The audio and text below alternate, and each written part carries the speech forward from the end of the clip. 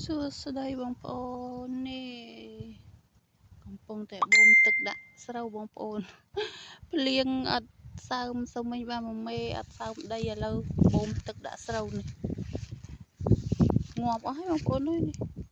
នៅសមម្ដង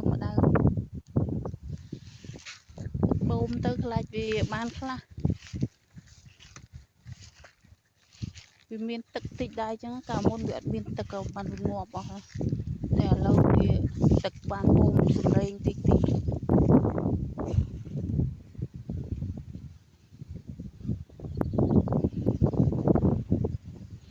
សំដើមមិនធ្លូរួចថ្លៃពូជថ្លៃជីថ្លៃថ្នាំទេបងប្អូននេះ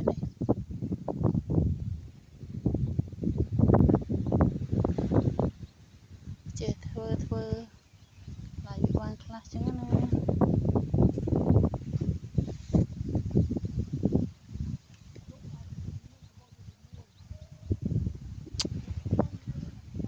វាអត់លមួលទេ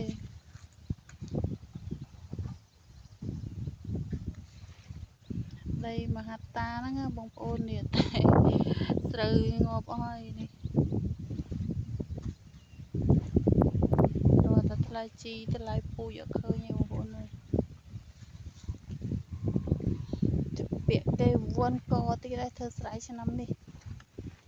វ៉ាន់កទៀតហើយ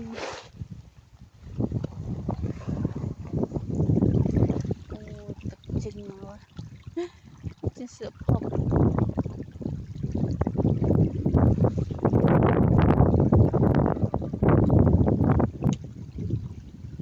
ធ្វើស្រែពិបាកណាស់បងប្អូននេះធ្វើបានផលទៅរួចខ្លួនចំណេញតិចតួចតែមិនបានទេចាប់ពាក់លើធនាគារទៀតហើយរត់ចោះស្រុកទៀតហើយបងប្អូននេះរត់ចោះស្រុកទៀតហើយនេះសម្រេងហ្មងបងប្អូនលក្ខណៈសម្រេងមើលចេញមកផុកហ្មងទឹកវាតិច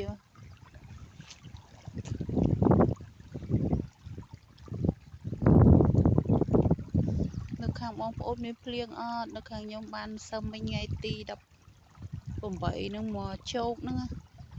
ព្រោះមកសើមតែវាអត់ទឹកឥឡូវបូមដាក់បន្ថែមខ្លាចវាបាន